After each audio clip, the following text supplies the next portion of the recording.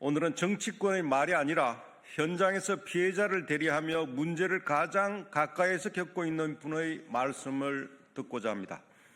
김태현 변호사는 쩌양 사건 소송 대리인으로서 사이버레카 범죄가 피해자의 삶을 어떻게 짓밟는지, 그리고 이번 제도 변화가 피해자 보호를 어떻게 흔들 수 있는지 생생하게 말씀해 주실 수 있는 분이라고 생각합니다.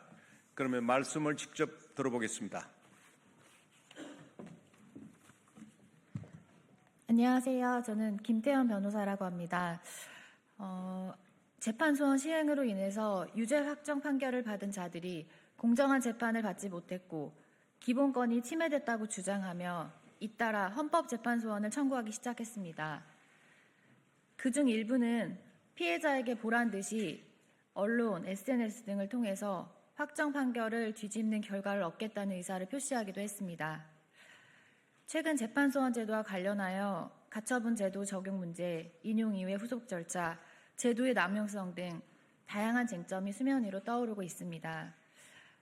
이와 관련해서 저는 오늘 범죄 피해자인 유튜버 찌양의 대리인으로서 직접 경험하고 느꼈던 바를 바탕으로 재판소원 시행 이후 실제 피해자가 겪고 있는 현실적인 고통과 어려움을 전달하고자 합니다.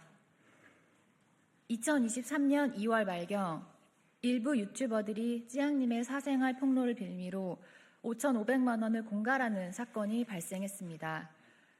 찌양님은 뒤늦게 이 사실을 알게 된 저에게 사생활이 알려지는 것보다는 5,500만 원의 피해를 감수하는 것이 더 나을 것 같아 고소를 하지 못하였다고 설명하였습니다.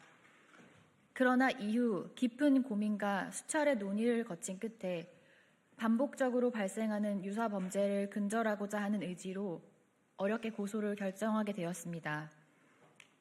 그리고 해당 유튜버들 전원에 대하여 1심 및 2심에서 유죄 판결이 선고되었습니다.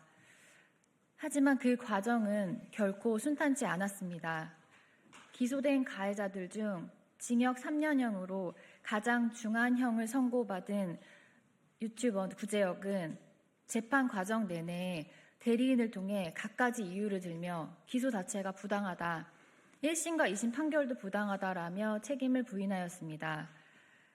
그뿐만 아니라 피해자의 사생활 보호를 위하여 결정된 비공개 증인신문 내용까지 유튜브 방송을 통해 전달하며 피해자를 공개적으로 조롱하기도 했습니다.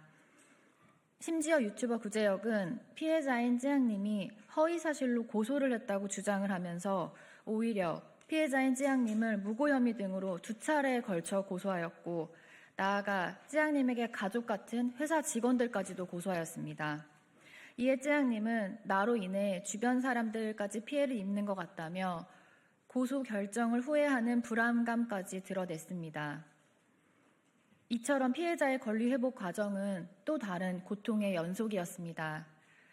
저 역시 전 과정을 지켜보며 함께 해온 만큼 그 고통의 무게를 누구보다 절실히 체감했습니다. 이에 이제 거의 끝나가고 있다, 조금만 더 버티자라는 말로 찌양님을 다독이며 하루빨리 대법원 최종 판결이 내려지기만을 간절히 기다렸습니다. 마침내 2026년 3월 12일 판결 선고일, 저는 단 몇 초라도 먼저 결과를 확인하고자 피고인들조차 출석하지 않은 법정의 직접 자리에 대법관님의 주문 낭독을 기다렸습니다. 그리고 이어진 상고 기각 결과를 확인하는 순간에야 깊은 안도의 한숨을 내쉴 수 있었습니다.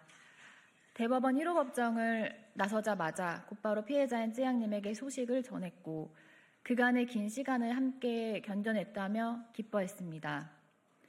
하지만 사실 제 마음속에는 또 다른 걱정이 있었습니다. 대법원 판결 선고를 기다리던 중 재판 소원이 시행되었다는 사실을 알고 있었기 때문입니다. 그리고 그 우려는 현실이 되었습니다. 대법원 판결이 선고되자마자 유튜버 구제혁의 법률 대리인은 기다렸다는 듯이 유튜버 구제혁이 선고 이틀 전에 작성한 서신을 SNS에 공개하였습니다.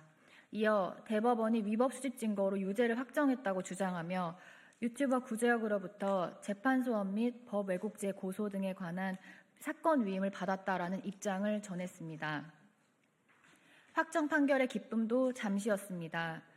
쯔양님은 재판 소원 소식을 접한 직후 또 다시 판결을 기다려야 되는 것이냐며 걱정하였습니다. 이제 저는 다시 한번 피해자를 다독이며 헌법재판소의 신속한 판단이 내려지기를 기다릴 수밖에 없는 상황에 놓였습니다. 아이러니하게도 다수의 피고인들 가운데 가장 중한 처벌을 받으며 오랜 기간 피해자를 괴롭혀온 인물만이 끝까지 무죄를 주장하며 재판소원 청구 의사를 밝혔습니다. 유튜버 구제혁이 공개한 재판소원 관련 주장들은 대부분 이미 1심부터 대법원에 이르기까지 반복적으로 제기되었지만 세 차례의 재판 과정 내내 받아들여지지 않았던 내용들이었습니다. 유튜버 구제혁이 이제는 3심제가 아니고 재판이 아직 끝나지 않았다라고 주장하는 것처럼 느껴졌습니다. 대법원을 통해 확정된 가해자가 갑자기 확정되지 않은 가해자가 되었으며 피해자에게는 끝났다고 믿었던 고통이 다시 반복되는 상황이 초래되었습니다.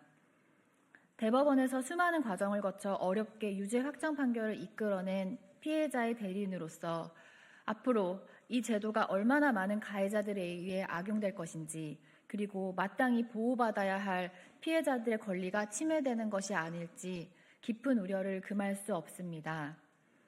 재판소원은 유죄 판결을 받은 가해자가 헌법재판소의 판단을 받지 않았으므로 아직 무죄라고 주장을 하며 사법적 책임을 회피하려는 구실로 악용될 우려가 있습니다.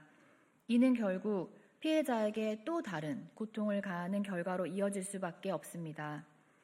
대한민국의 법은 오직 국민 모두의 권리를 수호하기 위해 존재해야 하며 제도를 악용하여 피해자를 짓밟는 자들의 도구로 남용되어서는 결코 안 될 것입니다. 이상입니다. 경청해 주셔서 감사합니다.